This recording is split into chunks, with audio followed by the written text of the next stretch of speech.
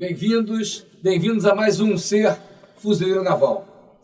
Situações, ensinamentos e resultados dos fuzileiros navais. E hoje nós temos a enorme, a imensa satisfação, eu e o comandante Fernando Lima, do gabinete do comandante-geral, de entrevistarmos um líder, um almirante fuzileiro naval da reserva que marcou gerações de fuzileiros. E o assunto hoje não poderia ser mais atual, que é a história do primeiro contingente de fuzileiros navais em operação de paz no exterior. Para isso, contando essa história maravilhosa, nós temos aqui a presença do almirante Fernando Nascimento. Almirante, muito prazer tê-lo aqui conosco no nosso programa e estamos muito satisfeitos de termos tido essa oportunidade de conhecermos um pouco a história do CFN naquele ano de ações. Isso, 1965, não, almirante? Isso, e na República Dominicana. Mas eu não vou me estender. Eu vou deixar o senhor bem à vontade. É um programa que estamos aqui, já é nosso terceiro episódio que fazemos. E deixar o senhor à vontade para contar um pouco dessa nossa história, para ficar viva e guardada e atender o que nós temos de buscado. Nós estamos buscando com o nosso ser fuzileiro naval. O exemplo, a liderança, o ethos do fuzileiro, e guardarmos de nossa memória tudo que os nossos que nos antecederam construíram o nosso CFN. Com a palavra, então, almirante Fernando, eu deixo o senhor à vontade, contando um pouco da sua história e contextualizando a história, por que o CFN foi para a República Dominicana em 1965. Muito obrigado, almirante. Vamos lá. Bom dia a todos, então. Eu começaria dizendo, quanto à minha origem. Eu sou natural do estado do Espírito Santo, nasci em Dores do Rio Preto, um município que é fronteiro com Minas Gerais. E sou filho de mineiro com Espírito Santense. Quase um mineiro, então, chefe. Quase um mineiro, né? Fronteira de Minas com o Espírito Santo. A região de Dores do Rio Preto, ela é uma região que tem costumes de Minas Gerais, porque quando você atravessa, você passa para o lado de Minas, você está em Espera Feliz. É uma ponte, simplesmente, que separa o meu município onde eu nasci do município mineiro. E, evidentemente, que base alimentar, mesmo sotaque, costumes, há uma influência enorme de Minas Gerais naquela região fronteira ali do Espírito Santo com Minas Gerais. E como é que foi a Marinha para o senhor? Como o senhor veio parar na Marinha, e particularmente depois do CFN? Corri os anos 40, nós terminávamos a Segunda Guerra Mundial, em 1945, e os fuzileiros navais dos Estados Unidos fizeram um papel muito importante na Segunda Guerra Mundial. Eles projetaram para o mundo a importância das invasões a partir do mar, das tomadas de posição em terra a partir do mar, que é chamadas operações de desembarque. E todos nós fazíamos o ginásio naquela época, como eu, né? Tomávamos conhecimento disso através de jornais. Os meios de comunicações eram muito restritos, mas ainda assim tinham alguns jornais e alguns setores, né, da imprensa que cuidavam de transmitir os conhecimentos da Segunda Guerra Mundial. E assim nós tomamos conhecimentos nos anos 40. No início de 1950, 51, eu fiz 50, eu terminei o ginásio. E começava em 1951 o meu científico, que hoje é chamado de segundo grau, mas na época era chamado curso científico. E apareceu então o meu pai, um belo dia. O meu pai era chefe da Polícia Marítima e Aérea do Espírito Santo, e ele almoçava em casa, como era costume naquela época. E ele chegou numa hora de almoço com a Gazeta, que é um jornal, que hoje até existe a televisão Gazeta no Espírito Santo, mas na época era um jornal, um principal jornal que circulava no Espírito Santo. Ele apareceu com a Gazeta embaixo do braço, em casa, e me disse, olha, tem aqui um anúncio da Capitania dos Portos, vai haver um exame para o Colégio Naval. Você quer fazer? Eu, de pronto, disse que sim. Por quê? Porque naquela época o Espírito Santo não tinha nenhum curso superior, não tinha faculdades de curso superior. Né? Eu próprio ficava pensando o que eu iria fazer.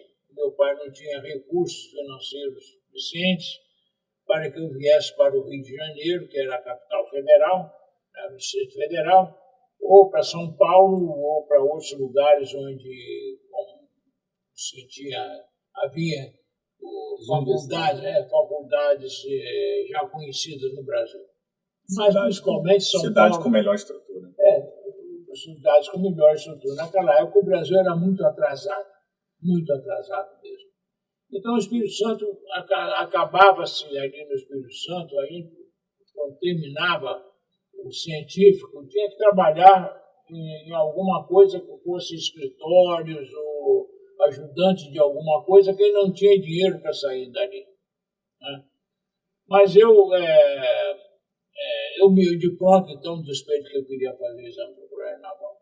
Ele saiu dali e fez contato com a capitania, pegou programas, etc, etc. Eu estudei por conta própria. Você estudou autodidata? Eu estudei por conta própria, eu peguei um programa, né, selecionei exercício, etc. Enfim, fui procurando seguir o programa. Fiz o exame e, mercê de Deus, eu fui o único aluno, fui o único candidato aprovado do Espírito Santo para o primeiro ano do Colégio Naval. A primeira turma, né? Era a primeira turma, porque o Colégio Naval, então, não existia. O Colégio Naval foi uma concepção do Império que andou funcionando e depois parou. Parou porque não havia uma boa aceitação na Marinha para que houvesse Colégio Naval. Né?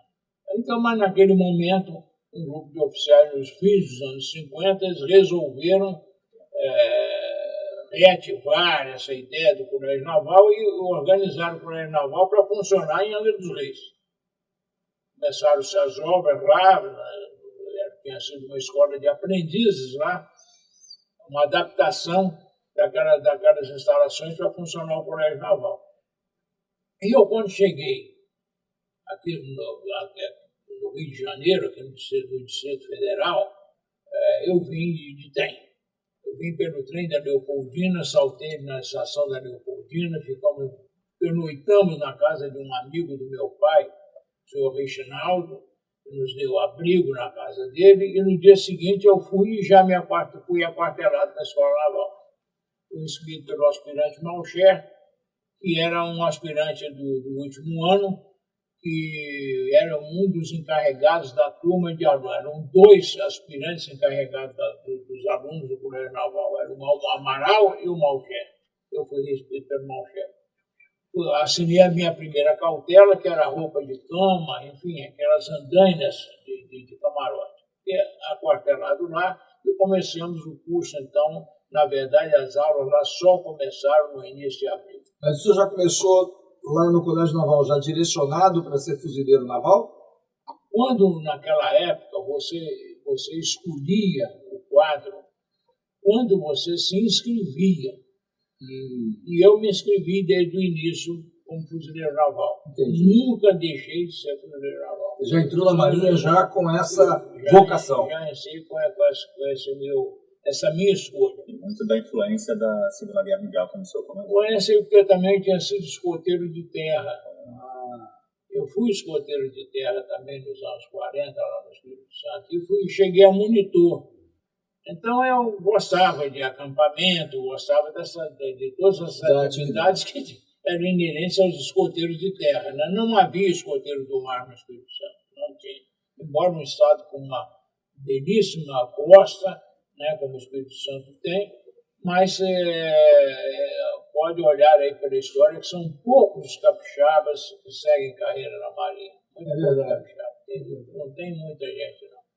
Então o senhor foi para o colégio em Angra no meio do ano, né? Daquele ano de 1951. Então nós ficamos na Escola Naval até agosto de 1951 e no dia 11 de agosto nós chegamos em Angra dos Reis. embarcados em navios que nos transportaram do Rio de Janeiro, navios da Marinha, nos transportaram do Rio de Janeiro para Angra dos Reis, e lá então começamos as atividades em Angra dos Reis. Quando nós chegamos para o Colégio Naval era para funcionar por 3 anos. Mas o que ocorreu? Houve concurso para o primeiro ano, concurso para o segundo ano e concurso para o terceiro ano. Para o primeiro ano, houve uma boa frequência, né? Um bom grupo. Para o segundo ano, um pouco menor de aprovados, mas para o terceiro ano só passaram 11. E esses 11, então, não dava para fazer uma turma. Então, esses 11 do terceiro ano, eles foram encaixados no curso prévio que funcionou na Escola Naval, funcionava ainda na Escola Naval em 1951, que, na verdade, era um colégio naval exprimido de 3 anos para 1 ano. Era chamado curso prévio. Naquela época, preciso dizer, porque as pessoas falam em tempo de escola, naquela época, o ensino militar ele era gerido por uma lei específica. Ele não fazia parte das leis gerais de ensino no país. Então, era de acordo com as necessidades. Então, houve muito curso que funcionou, por exemplo, mesmo nos anos 40, funcionou 1 ano e meio. Em 1 ano e meio, por exemplo, saía a Guarda-Marinha. Houve isso. Né? Não era o costume fazer 4 anos obrigatoriamente. Isso vem depois, já no governo Castelo Branco, com a aprovação das chamadas reformas de base. As reformas de base. Aí é que, então, mais tarde, os cursos militares foram todos reforçados para ter um mínimo de 4 anos, que é o mínimo que se exige para ter curso superior, chamado curso superior. Mas na nossa época não era assim. Isso se forma... Então eu entrei no primeiro ano e era para ter feito o primeiro, segundo e terceiro ano. Quando chegou no meio do segundo ano, chegou no meio de junho, julho, foi meio do ano, chegou uma notícia, a gente tomava conhecimento, que a coisa corria, vamos dizer, chamada a boca pequena, né? Olha, o colégio passou para 2 anos. Então, aí reformularam o currículo rapidamente e nós tivemos aula até fins de janeiro de 53.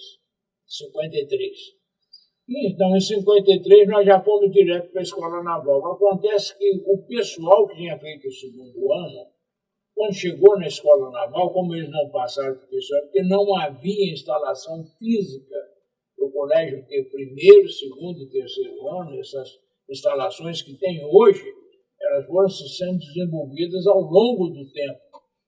Então, o colégio ficou funcionando para muitas turmas durante 2 anos, por 2 anos. Até 1976. Até 1976. Pois é, quando aí apareceu, dentro dessa reformulação do ensino militar, o colégio naval passou a funcionar com 3 anos. Eu não sei se você deve ter feito 3 anos no colégio.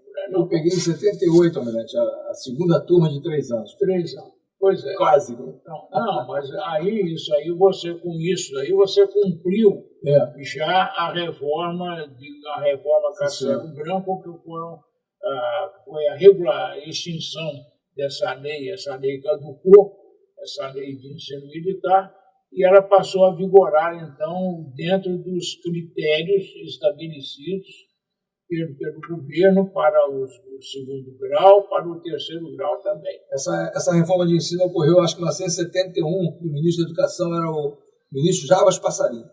Em 1971 ele fez a grande mudança de ensino. Mudou o primário, mudou o ginásio, parou com o exame de admissão do ginásio, fez uma grande reforma de ensino. Eu realmente não me lembrava quem era o ministro o meu amigo Jarbas Passarinho.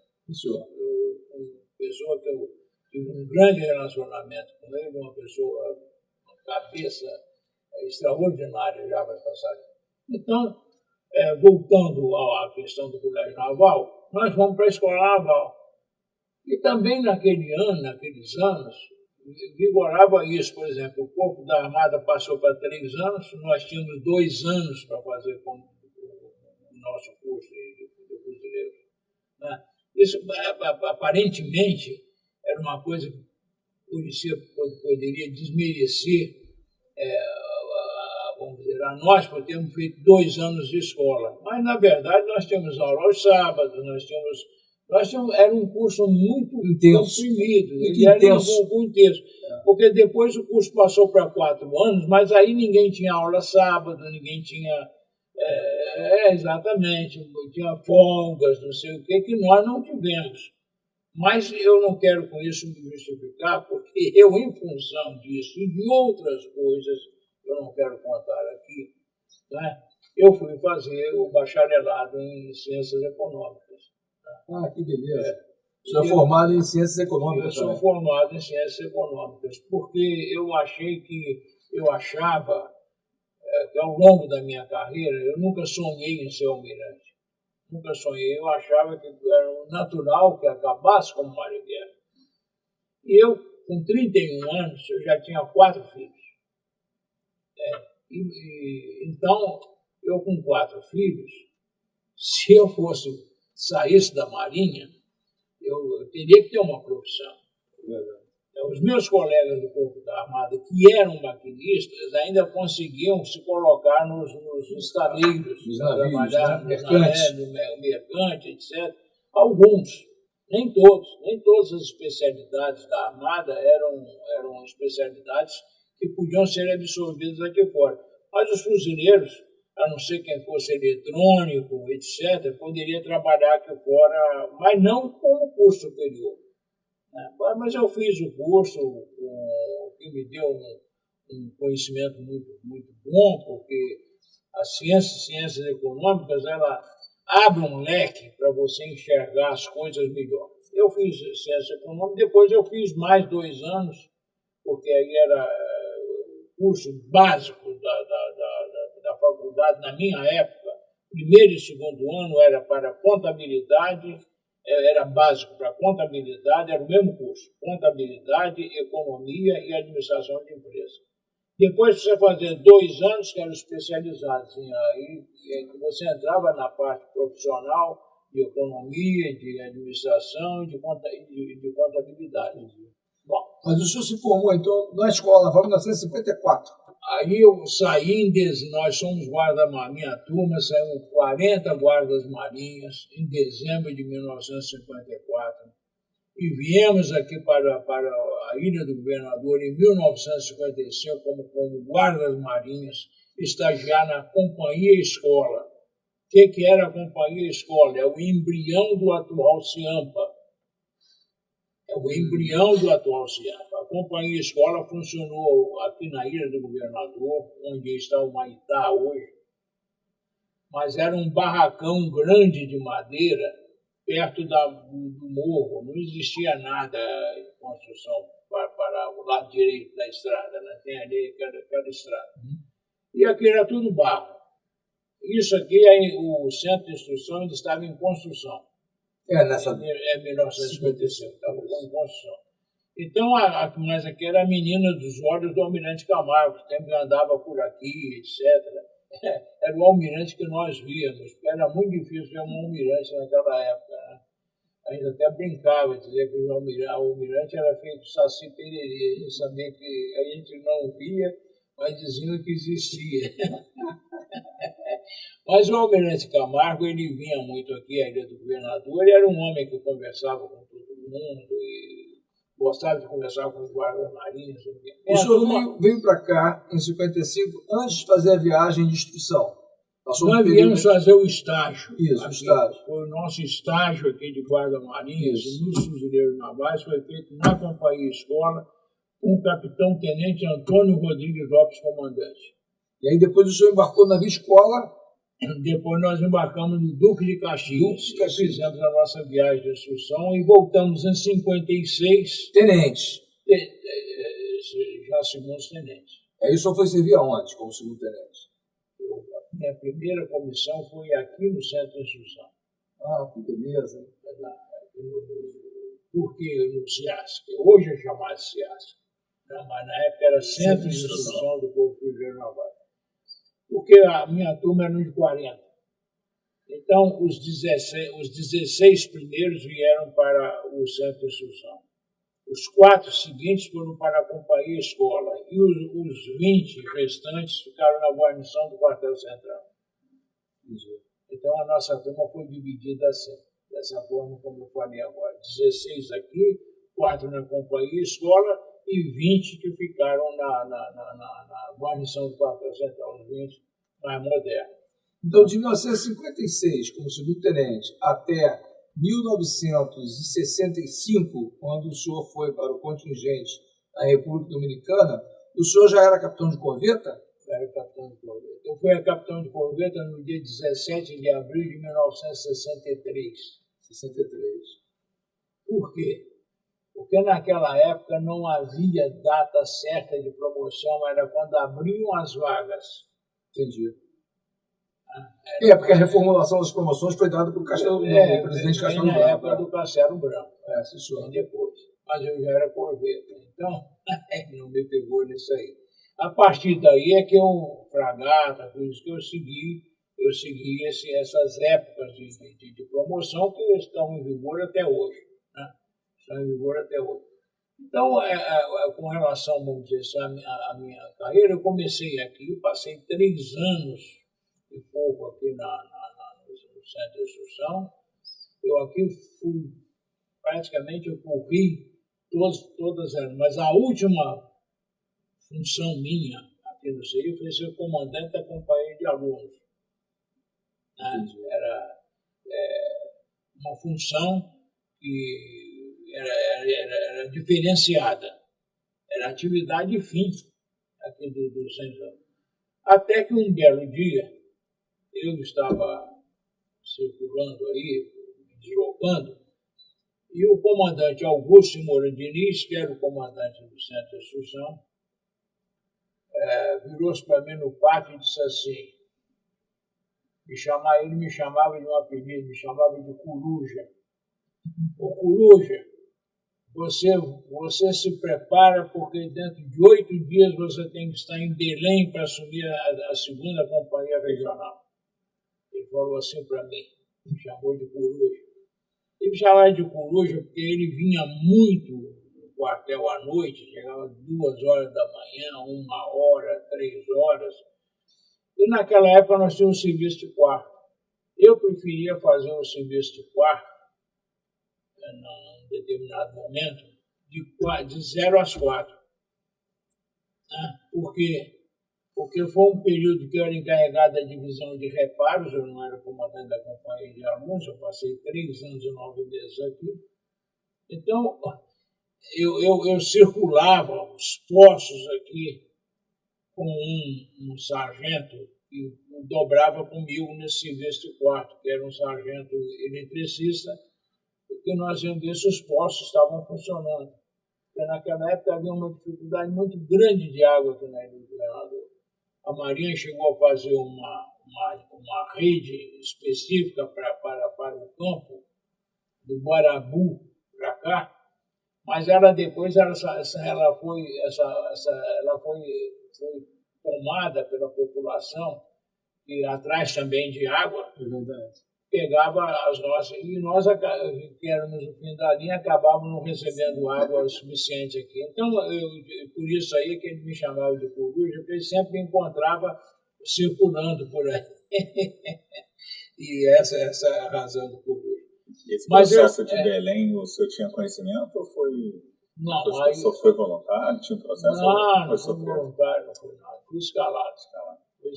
8 dias em Belém. 8 dias em Belém. Diferente dos processos hoje. Mas naquela época, gente, o Corpo de Fuzileiro Naval naquela época tinha simplesmente 4 capitães de mar de guerra. Esses capitães de mar de guerra faziam parte do alto comando do Corpo de Fuzileiro Naval, que eram um vice-almirante, 2 contras e 4 capitães de mar de guerra. Era essa a nossa estrutura, essa época. Então, o que o mar de guerra falava já era lei. Era lei. E ele que me indicou, o comandante Diniz que me indicou para comandar a 2ª Companhia Companhia Regional. E eu fui para Belém. Eu fui para Belém do Pará, substituí o comandante Vilma da Silva Gonçalves, que era um oficial de uma turma acima da minha. E por razões lá que eu desconheço inteiramente, que não era o caso aqui da nossa entrevista, o comandante do distrito era o almirante Ernesto de Melo Batista. E o Ernesto de Melo Batista era um homem muito, tinha assim, umas posições, vamos dizer, assim, muito rígidas. Em determinado momento, eu não sei porquê, ele se aborreceu com alguma coisa com a companhia regional e pediu a substituição imediatamente do comandante. Eu não encontrei assim, um motivo forte para isso. E também não era o caso, porque você naquela época não conhecia, não sabia das coisas exatamente como tinham acontecido. Hoje, as informações são mais, permeiam mais, as pessoas acabam conhecendo mais do que naquela época. Né? E eu fui para lá e foi o meu primeiro comando como oficial fuzileiro naval, foi a 2ª Companhia Regional. Então, só para adiantar no tempo, agora, por exemplo, nesse ano agora que passou, mais precisamente no dia 13 de outubro de 2022, do ano passado, a Companhia Regional, na evolução dela, hoje é o 2º Batalhão de Operações Ribeirinhas. E completou 90 anos. E eu lá estive, eu fui para lá. Fui lá, fui eu, minha mulher, fomos a minha filha, que era pequenininha lá quando eu comandei. Ela queria rever, ela tinha uma vaga ideia de como era Belém. Muito pequenininha, garota. E ela foi comigo, ela foi também comigo. Ela foi de Salvador, ela foi para lá, encontrou conosco lá. E participamos dos eventos dos 90 anos do batalhão. E eu sendo o único, eu falo isso até meio desconfiado, porque eu acho que eu não estou nem aqui, eu sou o único ex-comandante de companhia regional vivo.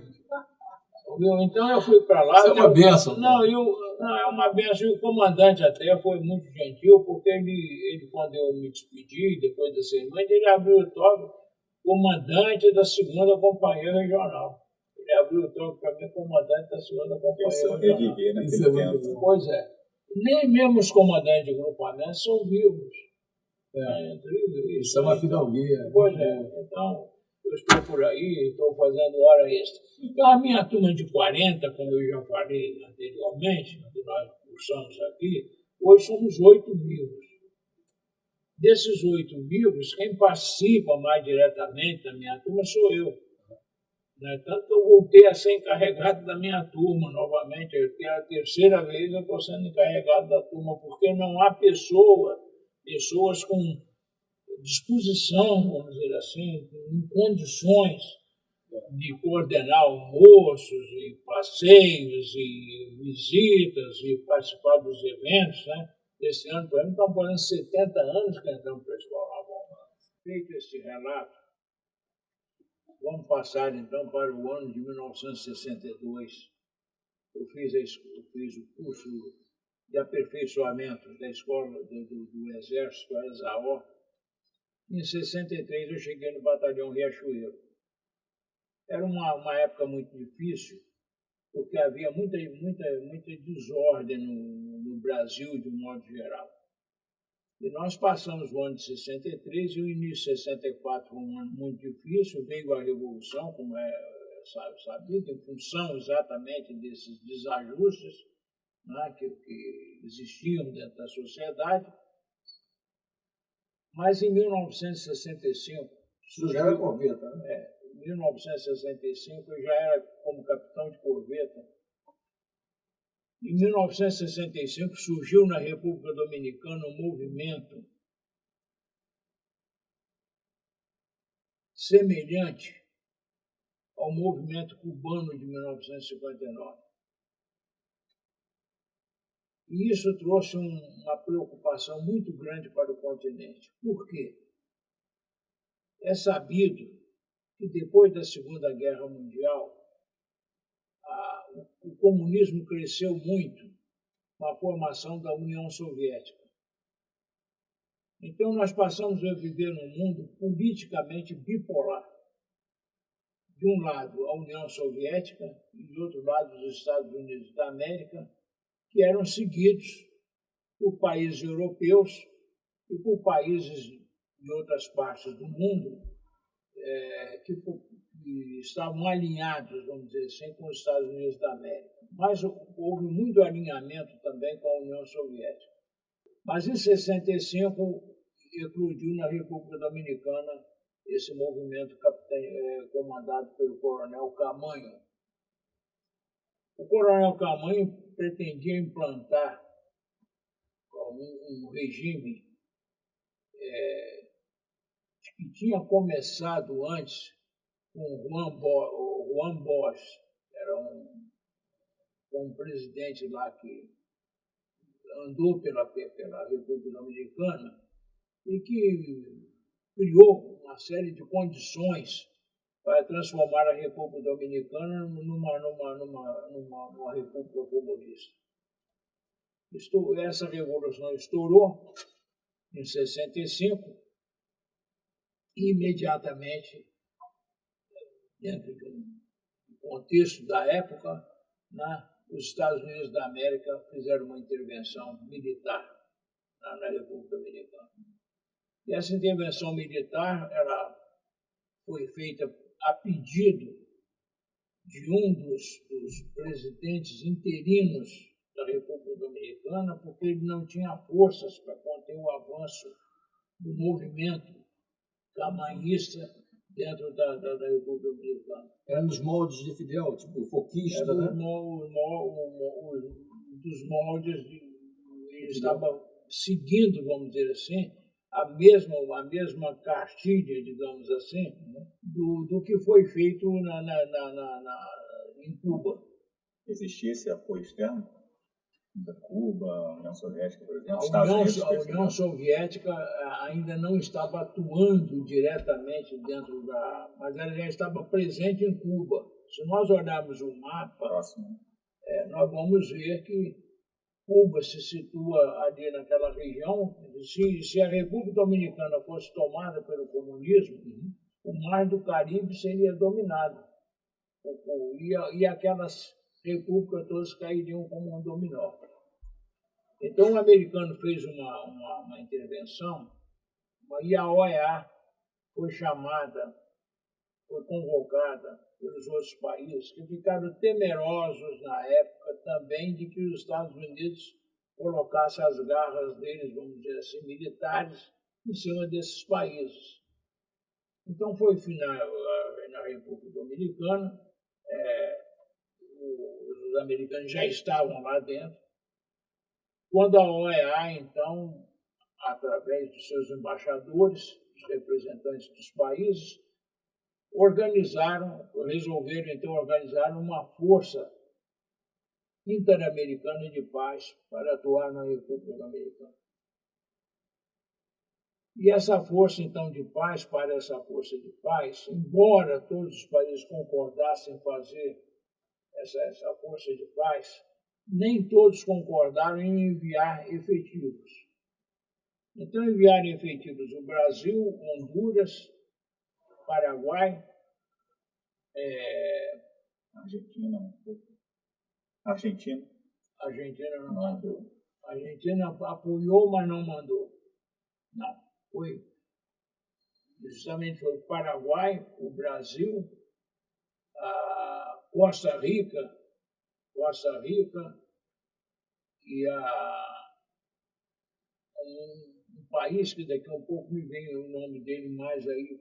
Foram cinco representações estrangeiras. E mais os Estados Unidos ou não? Os Estados Unidos estavam presentes lá com a 82 e com os Marines. Aí os Marines foram retirados depois que eles cumpriram a primeira parte da missão, que foi abrir um corredor internacional que ligava desde a parte sul da da ilha, né? Não da ilha, parte sul de Santo Domingo, parte sul de Santo Domingo até São Isidro, que era o aeroporto internacional que ficava do outro lado da ilha de São Domingos. São Domingos é separado dessa região de São Isidro. São Isidro é onde fica o aeroporto internacional lá. E eles são separados pelo rio Ozama. Esse rio Ozama tinha uma ponte. Essa ponte sobre o rio Ozama era um ponto de controle fundamental lá. Então, o americano estabeleceu um corredor internacional para ligar desde essa parte sul de Santo Domingos até o aeroporto. Abriu com uma marcha que começou, uma marcha ao combate, para o combate, e começou com os fuzileiros navais vindo do sul em direção a essa ponte do rio Ozama, e do outro lado a 82, que desembarcou no aeroporto de São Isidro. Porque o aeroporto de São Isidro tinha sido tomado pelas forças chamadas forças legalistas, as forças que eram contrárias ao movimento de Camargo. Entendi. Então, eles acolheram a segunda divisão aeroterrestre lá, elas não saltaram de paraquedas, desceram, se organizaram no terreno e iniciaram a marcha para fazer essa junção na altura dessa região da ponte de São Isidro. Feito isso, os insurretos ficaram em determinados pontos, na região, por exemplo, o ponto deles mais forte era dentro de Santo Domingo mesmo, na região chamada Ciudad Nueva, que é onde começou a cidade de São Domingo, é chamada Cidade Nova, Ciudad Nueva. Ali, então, é que eles ficaram, vamos dizer assim, cercados. Mas eles ficaram com um ponto muito forte ali, porque eles tinham a saída para o mar. Com capacidade de receber suprimentos, né? Poderiam receber suprimentos e receber reforços, inclusive, vindo de outros países, como Cuba, como a própria União Soviética. Poderia entrar por ali. Então, quando a Força Interamericana de Paz foi formada, ela ficou de um lado com a força dos Estados Unidos e do outro lado com as forças latino-americanas, chamada Força Latino-Americana. O Brasil mandou o maior contingente, mandou o primeiro batalhão do Regimento Escola de Infantaria, que era o primeiro do RES, que era um batalhão completo, comandado por um tenente-coronel. E os fuzileiros navais, como é que entraram nisso? Os fuzileiros navais não iam para essa missão. Mas o almirante Heitor Lopes de Souza, que assumiu o comando do Corpo de Fuzileiros Navais no posto de capitão de mar e guerra, logo depois da Revolução, uma coisa que, para mim, pessoalmente, foi uma surpresa enorme, que o ministro, então, que era Ernesto Melo Batista, o almirante Ernesto Melo Batista, eu achava que ele ia nomear um almirante do Corpo da Armada para comandar os fuzileiros, que perderam todos os seus almirantes na época da Revolução, todos foram reformados, todos. Então, mas ele, para surpresa minha e nossa, e de outros também, ele designou o capitão de mar e guerra, Heitor Lopes de Souza, que era um homem de muita influência, foi de muita influência da Revolução. E um homem muito equilibrado, mas também muito decidido. Ao mesmo tempo que o almirante Heitor tinha uma cabeça bem formada como político, ele era uma ação política, né? Ele tinha também o equilíbrio necessário para reajustar o Corpo de Fuzileiros Navais. Então, os fuzileiros não iam ao República Americana. E ele, então, foi ao Costa Silva, ao general Costa Silva, que era o ministro da guerra, sendo Castelo Branco o presidente. Ele foi ao ministro da guerra e disse: os fuzileiros precisam de vir à República Dominicana, porque nós estamos muito desgastados. Nós temos valores. E então o general Costa Silva concordou, que era muito amigo do almirante Heitor, então ele já era contra-almirante, ele tinha sido promovido a contra-almirante, o almirante Heitor, ele aceitou de bancar também, vamos dizer, usar esse verbo, de bancar A ida. a ida dos fuzileiros para trabalhar isso junto à presidência da República. Mas como é que ficou a organização lá na República Dominicana com o batalhão do Exército e os fuzileiros? Ficaram subordinados? Não, né? Não. Então, aqui no Brasil se chamou o FAIBRAS, que era o Destacamento Brasileiro da Força Armada Brasileira. A sigla FAIBRAS é que designava o contingente brasileiro, formado pelo 1º do Régia e por um grupamento de fuzileiros navais. Agora, como é que esse grupamento de fuzileiros navais foi formado? No início dos anos 63, a Marinha tinha começado a pensar nas chamadas forças prontas. Era um conceito novo.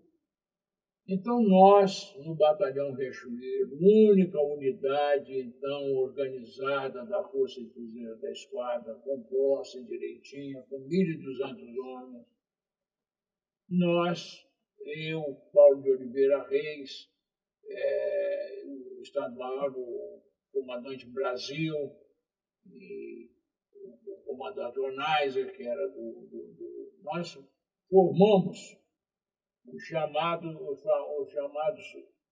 grupamentos prontos.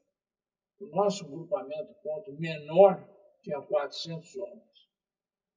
E apresentamos esse grupamento de 400 homens à presidência da República. Mas o presidente Castelo Branco, depois de discutir com alguns auxiliares deles, resolveram que nós tínhamos que mandar 220 homens. Então, isso voltou da noite para o dia para nós. Aqui, eles mandam os fuzileiros, mas eles seriam 220 homens.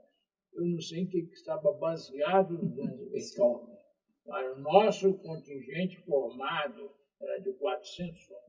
Agora, é bom a gente destacar, eu destacar duas coisas aí.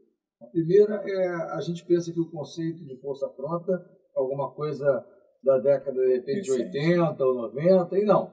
Já havia sido começado a pensar em 63 esse conceito de força pronta. Daí a importância de nós fazermos uma conversa com o senhor para que essa nova geração que está vendo esse programa já tenha ideia de que pensamos em força pronta desde 1963. O embrião lá atrás. E o mais importante agora, a segunda coisa a destacar, é que, mais uma vez, nós apresentamos um contingente, dado o nome do senhor naquela época de grupamento, né? Grupamentos operativos. Isso. Grupamentos operativos. Isso. E a gente apresentou um contingente X e voltou de lá um contingente menor, vamos dizer assim, Y. Numericamente. E a história se repetiu.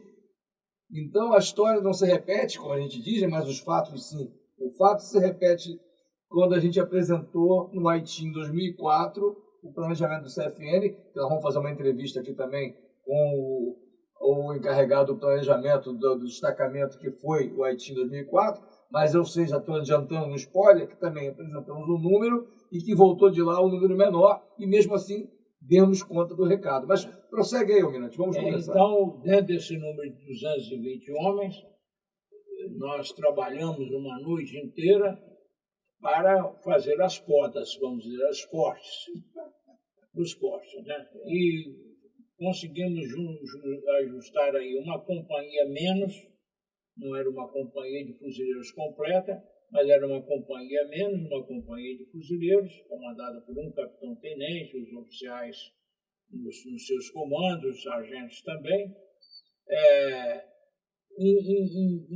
um pelotão de comando, que tinha as armas de apoio, comunicações, então, resumia lá o chamado pelotão de comando, e um grupamento logístico e um pelotão de polícia, porque era fundamental o pelotão de polícia também na área, em função dos pontos de controle que já estavam funcionando na República Dominicana. Então, foi um pelotão de polícia, da companhia de polícia nossa, um pelotão certo, um pelotão completo.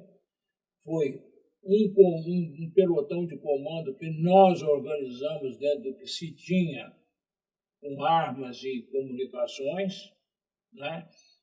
Um grupo logístico que tinha um embrião, tinha os principais elementos para poder funcionar a logística, e a companhia de fuzileiros, que era, vamos dizer assim, o elemento de combate do nosso grupamento. Então, a esse contingente de fuzileiros, 220 homens, e o batalhão do Exército, aí se chamou de FAI-BRAS. E se deu esse comando a um coronel do Exército, o coronel Miramacho, Carlos de Miramacho. Esse contingente foi para a República Dominicana e, chegando lá, havia que se ajustar dentro da Força Interamericana de Paz. Como é que isso foi ajustado? Existiam as forças dos Estados Unidos, que estavam agrupadas de acordo com as suas organizações, né, que não se podia mexer, mas tinha o grupo latino-americano. Porque os outros mandaram pelotões, mandaram contingentes também muito pequenos. Pequenas frações.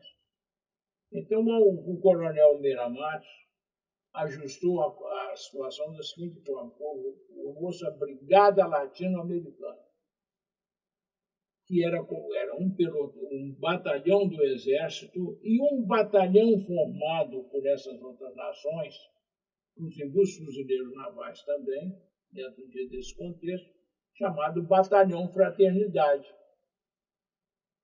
Desse batalhão, o primeiro comandante desse batalhão foi o capitão de corveta Paulo de Oliveira Reis, fuzileiro naval, que era o comandante do grupamento e o comandante do Batalhão Fraternidade. Em seguida, por um acordo que vinha desde das reuniões feitas para se montar a Força Interamericana de Paz, deu-se o comando desse batalhão a um coronel da Nicarágua, que era outro que tinha efetivo lá também, era Nicarágua. Então, esse coronel da Nicarágua foi comandar, mas o coronel Miramacho não tinha confiança nesse coronel, até por uma questão de...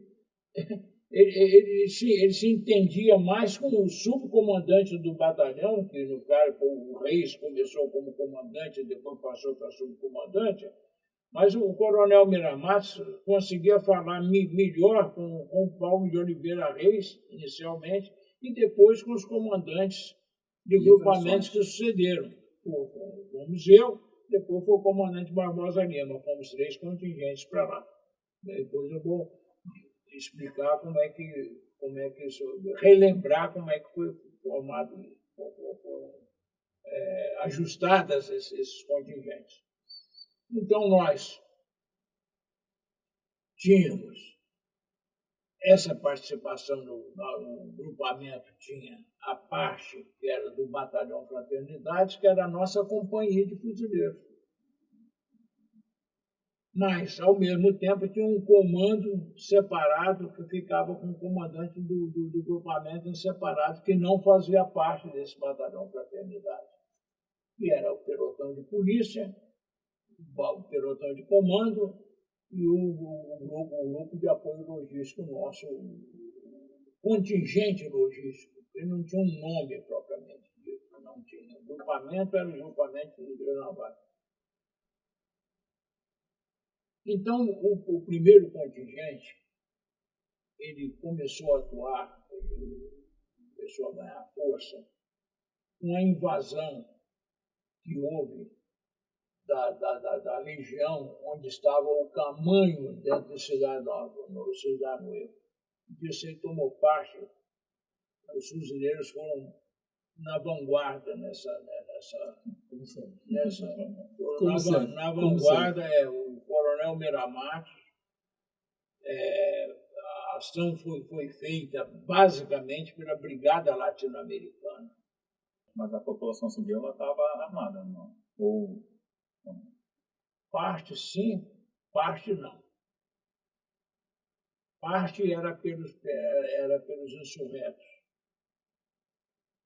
Era muito difícil, aliás, isso aí é um ensinamento que nós tivemos na República Dominicana, que nós vemos hoje, né, aqui acontecer nas grandes cidades nossas, que é esse confronto da polícia com a população civil, em que você não sabe quem é quem. Isso ocorreu na República Dominicana. Ocorreu muito na República Dominicana. Você não sabia com quem você estava falando, ou quem estava do seu lado, ou se essa pessoa podia lhe apunhalar. E isso levou alguns dos nossos oficiais do primeiro contingente a um certo desequilíbrio emocional. Estresse, né? Estresse emocional. Mas o senhor foi no segundo contingente? Foi no segundo contingente. Comandando, então, um grupamento que passou a ser comandante. O senhor foi o comandante ou o subcomandante do Batalhão Fraternidade? Eu fui subcomandante, mas comandei em vários momentos, porque o coronel da Nicarágua se ausentava muito, com frequência. Ia muito para Nicarágua. Voltava depois, enfim. Era um comando político. Para ele era um comando político. Era um comando político. Mas para nós era um comando real. Tanto é que eu tenho uma foto do senhor que eu vejo, que eu via quando eu era capitão-tenente, uma foto do senhor no grupamento lá, né, na República Dominicana, recebendo o comandante, o general, na época, o coronel Miramatos, e o senhor fazendo a inspeção na tropa de fuzileiros formado para ele. Quem estava fazendo a inspeção lá era o general Hugo Panasco Alvim, que era o comandante naquela foto. Era uma visita do general Hugo Panasco Alvim ao nosso acampamento. Legal. Ele foi lá, nós fizemos uma palestra para ele, enfim, ele compareceu e almoçou conosco no acampamento. Obviamente, o senhor talvez não saiba disso, né? Mas que corria na época que eu era tenente, o senhor era um almirante da ativa, né?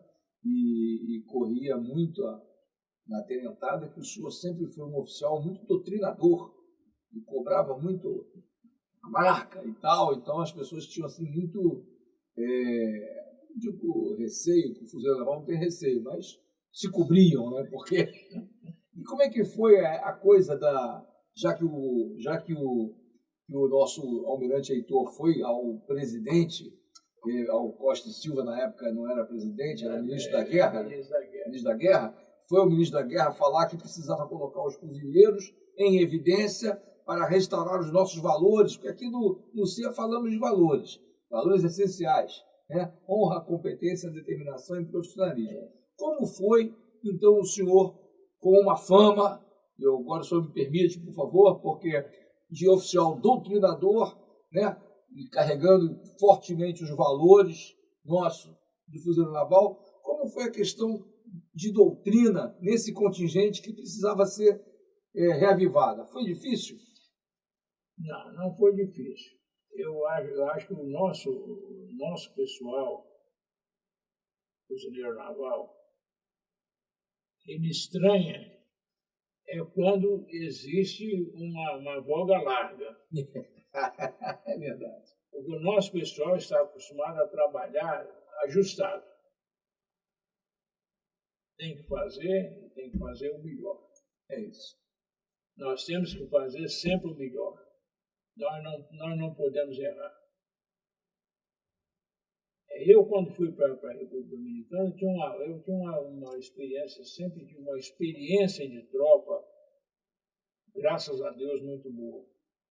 Oportunidade todas as vezes que se vê. E eu sempre gostei não de ficar no gabinete, mas eu sempre gostei de sair, de chegar junto, porque eu achava importante isso.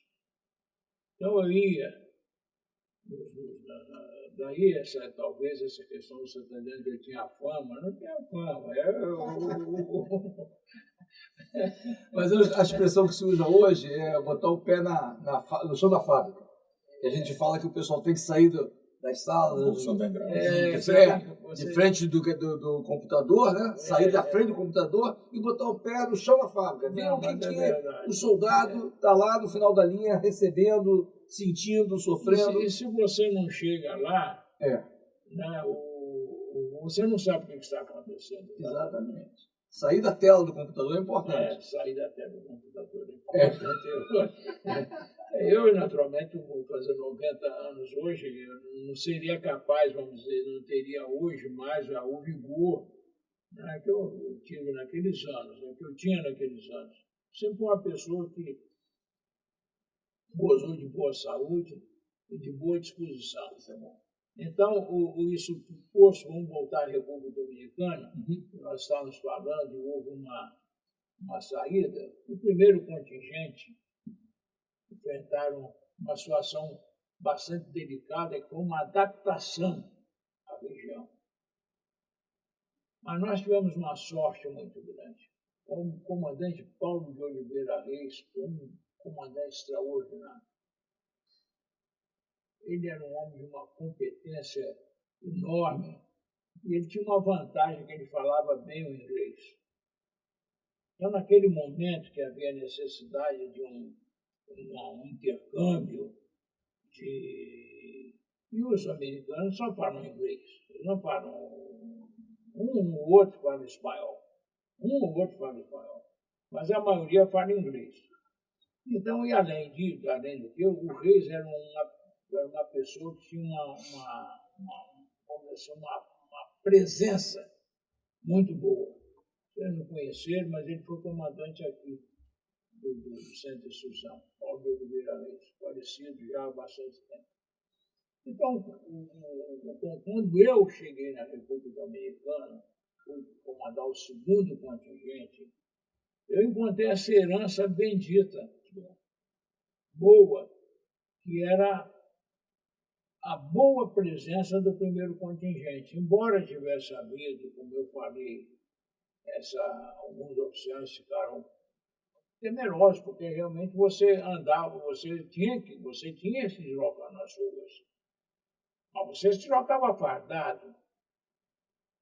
E você estava sujeito a ser alvo, né? Você era um alvo. Então, ali a gente precisava ter um pouco de sangue frio. Há um outro ensinamento muito grande na República Dominicana que nós tivemos é a dificuldade que você tem para localizar os alvos. O que é alvo e o que não é alvo? Por quê? Porque se você atirar dentro de uma cidade, você está arriscado a atirar no alvo errado.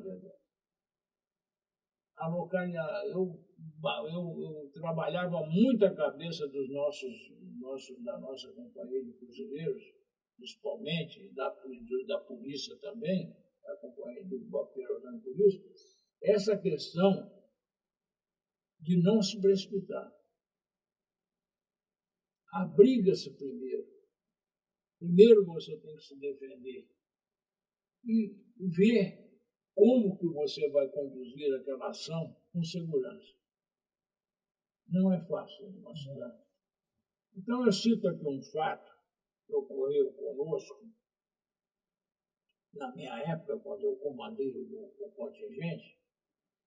Foi uma ocasião que eu cheguei no nosso acampamento, depois de vir do PC, do Batalhão Fraternidade, onde nós passávamos grande parte do tempo controlando as situações a partir dali, daquela questão. Eu fui ao nosso acampamento do grupamento.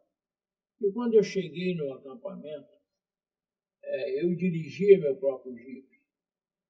Nós não tínhamos efetivo para ter o luxo de ter motorista. Então eu dirigia meu jipe. Pegava meu jipe e ia para os lugares, eu me dirigindo, às vezes sozinho. Né? Então o risco era muito grande. Mas eu cheguei no acampamento, podia ser por volta de umas 19 horas, 19h30, e estava falando com o comandante Pinheiro, que era meu segundo comando, né? Que era imediata do grupamento, e que era quem conheceu o comandante Pinheiro, eu acho que você conheceu. Comandou o Tuneleiro, não foi? Comandou o Tuneleiro. Comandou o Tuneleiro. O comandante Pinheiro era um homem de uma lealdade, de uma capacidade de trabalho enorme. Eu estava conversando com ele sobre os problemas do dia, né? Às vezes eu passava fora, mas ele passava dentro do acampamento. E começamos a ouvir uns tiros. E eu disse para ele, essa região nossa da Calha de Uberes, onde morava o Camanho, e ele disse, esse tiro é nessa região que está acontecendo aí. Imediatamente eu mesmo peguei meu jipe e fui para o primeiro ponto nosso de nós ocuparmos três pontos de controle. Nesse momento que eu estou falando, nós tínhamos efetivo em 3 pontos de controle que formavam um triângulo, fechando o triângulo nas extremidades para poder dominar aquela região. E eu, quando cheguei no primeiro ponto, que era o mais próximo do acampamento, um cabo estava de um muro pequeno, ele estava abrigado atrás do muro, e ele falou comigo, comandante, estão atirando até de ponto 50, ele falou para mim isso. E eu aí saltei aquele muro, que era um muro baixo, e procurei contato com o comandante do posto. Mas eu não consegui alcançar, porque era uma instalação em construção, e ele estava na parte mais alta. Eu consegui entrar no prédio, até que eu consegui, num ponto, vir um telefone, nós temos uma rede de telefone com fio, eu consegui pegar esse telefone e começar a falar com os comandantes de ponto. Eu dizia, suspenda o fogo. Não, mas estão atirando em cima do nosso posto. Eu digo, suspende o fogo. Eu falo com vocês, vocês têm que ficar abrigados e observar de onde vem, vocês estão atirando a esmo. Eles aqui. Então, essa situação aconteceu, e fomos acalmando, e ao final fizemos um balanço, tínhamos dado 86 tiros dentro da cidade, nos nossos postos. À noite, você só via, às vezes, alguma munição que tinha, conseguia demarcar a trajetória, você conseguia ver, mas outras munições não, eu não sabia de onde estava vindo, mas era preciso suspender e se abrigar, que eu dizia a eles, não pode ficar atirando dentro da cidade sem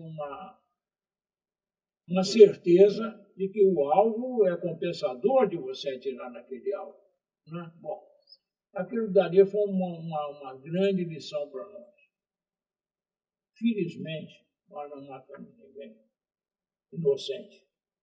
Porque na hora que havia esses tiroteios, todo mundo também se abrigava dentro das suas casas. E as ruas ficavam vazias inteiramente. Então as ruas ficavam no lixo. E queimavam, quando isso acontecia, eles queimavam pneus nas ruas, porque aquilo é intoxicante, intoxica muita gente. E tinha gente velha, criança, gente doente. Então, nós é que tínhamos que apagar aquele incêndio, nós é que tínhamos que limpar as ruas. E nós fizemos muito isso também. Com isso também nós fomos ganhando muita simpatia da população civil, que viu que a nossa função lá era uma função também de ajuda. Humanitária. Não era só de combater. Eu procurei, dentro da nossa missão, dialogar com todo mundo que podia, mas era difícil dialogar. Então, o aprendizado nosso na República Dominicana, e nós estamos aqui para falar sobre isso, ele foi importante na medida em que nós cumprimos a missão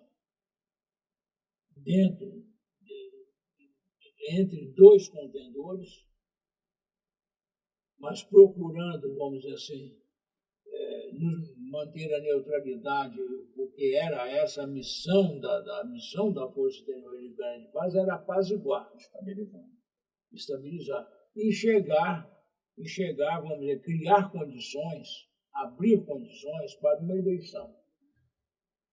Essa era um outro objetivo que foi traçado desde que a força foi formada, era a missão dela, né? E para sorte nossa, quando eu saí da República Dominicana, que chegou o terceiro contingente, nós estávamos já cumprindo a terceira fase. É um ano cada fase?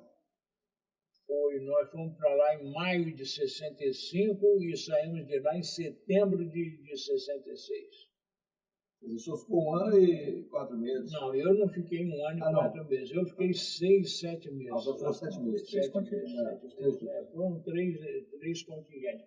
Quando o comandante Barbosa Lima chegou, nós estávamos numa fase de passar os postos para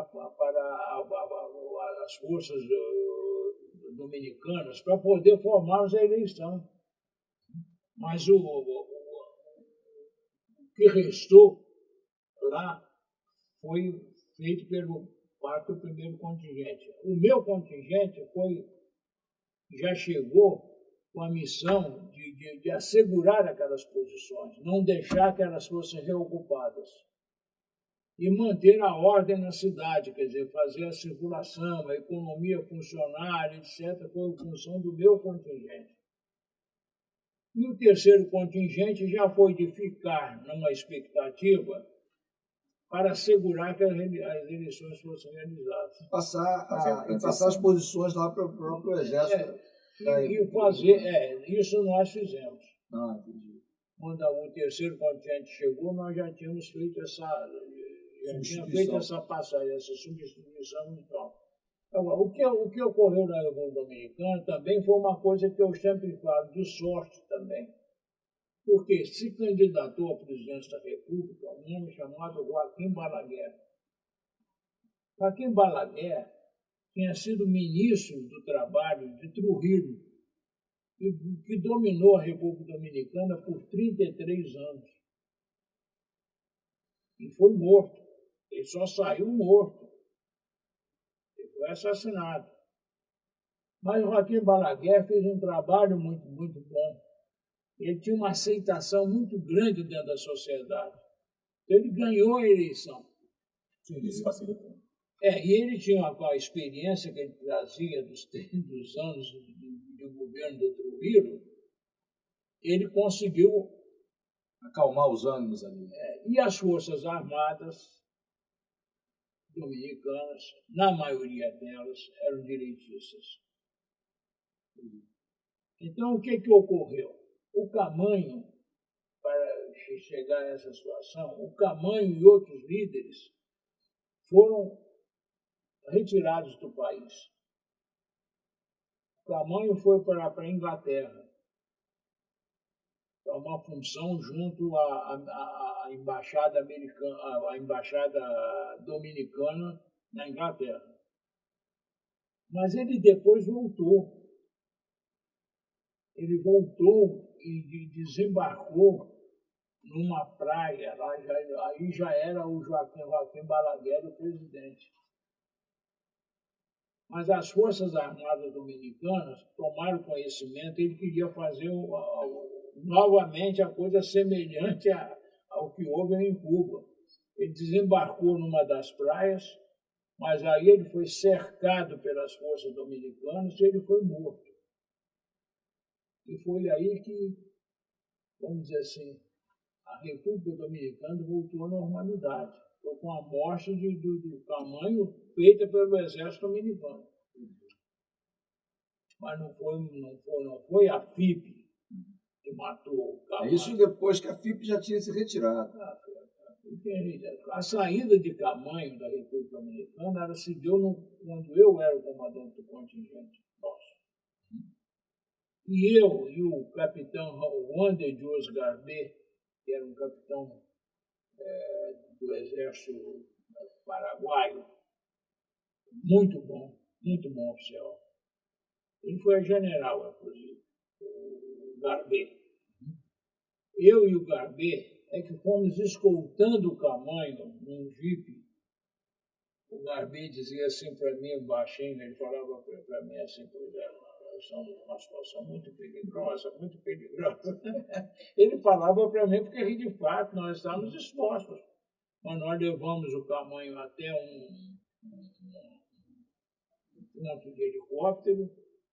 Um helicóptero dos Estados Unidos é que levou o Camanho até São Isidro e lá embarcou num avião e levou para a Inglaterra. Mas mais tarde ele voltou, não sei como, também, porque já estávamos fora de lá, mas foi morto pelas forças dominicanas. Mas ele conseguiu voltar. Vocês veem que a ideologia é uma coisa muito perigosa, porque as pessoas têm aquilo na alma e querem fazer aquelas coisas da forma como eles acham, né, que deve ser feito. Então, para nós,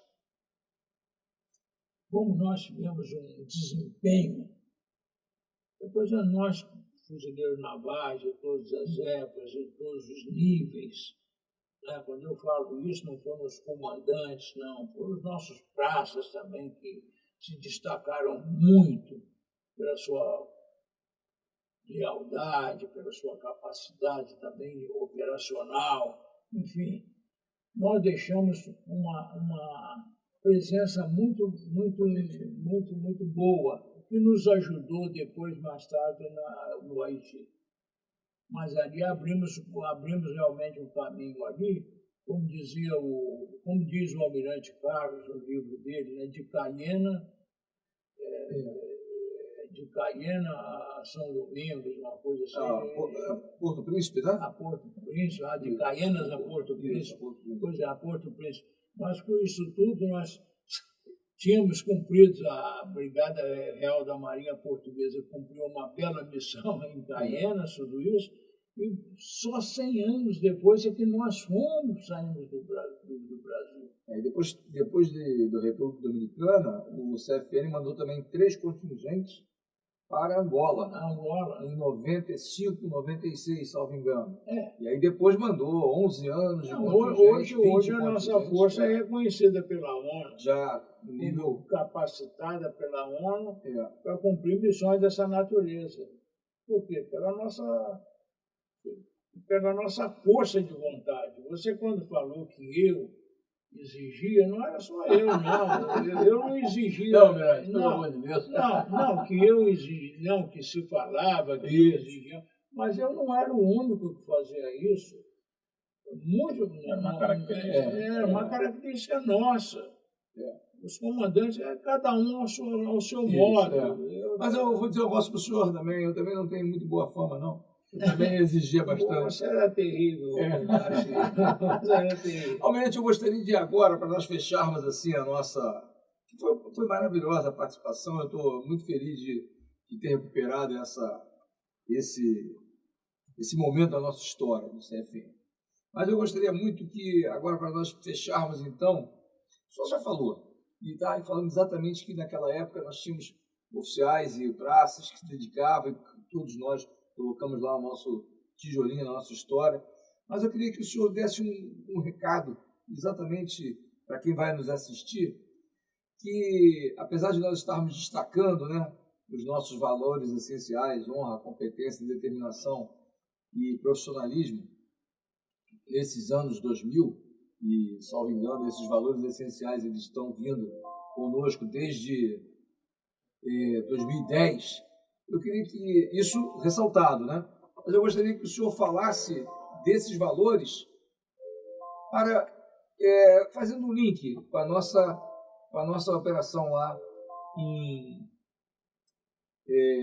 na República Dominicana. O senhor pode fecharmos, então, essa nossa história, essa nossa entrevista?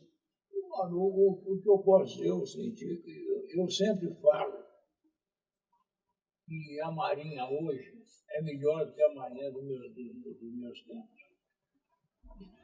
Eu acho que o nosso pessoal hoje é mais bem formado Eu acho que isso é fundamental. Fundamental de uma organização. É como dizia o velho Finéias Alves Carneiro, que é um oficial que veio de praça, mas um dos oficiais mais brilhantes que eu conheci, e fui com ele até botar as cinzas dele aqui ao largo aqui do centro de instrução. Ele viveu até uns 90 anos, mais ou menos, também.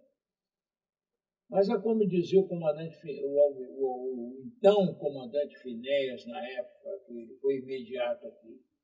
Ele dizia: uma força que não forma o seu pessoal bem, ela não pode desenvolver doutrina. A doutrina está fundamentada no bom preparo da nossa gente, de modo geral, em todos os níveis.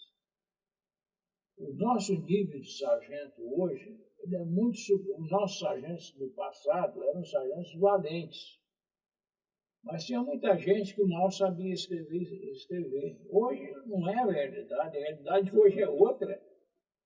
E eu fico muito feliz de ver isso, poder assistir isso.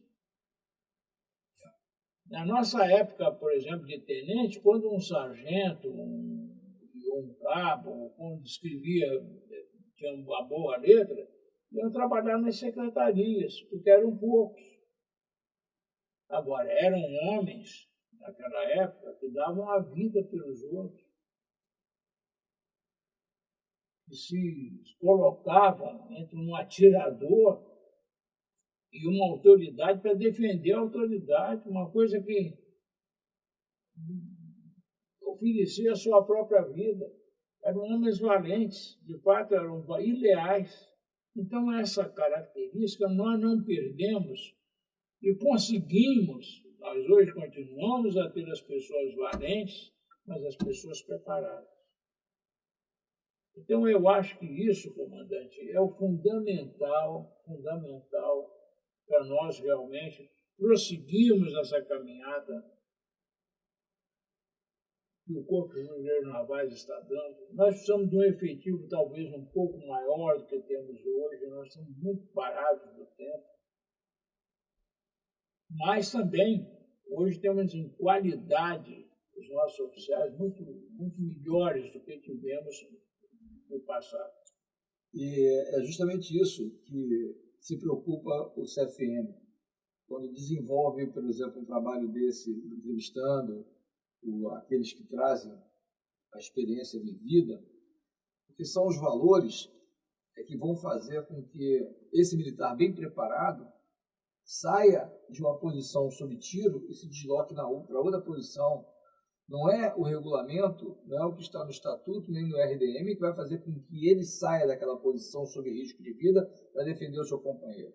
Não são os regulamentos nem o estatuto. E sim, são os valores introjetados no coração e na alma de cada fuzileiro naval que, bem preparado, com seu conhecimento, fará com que ele honre todo esse legado que nós herdamos das gerações passadas.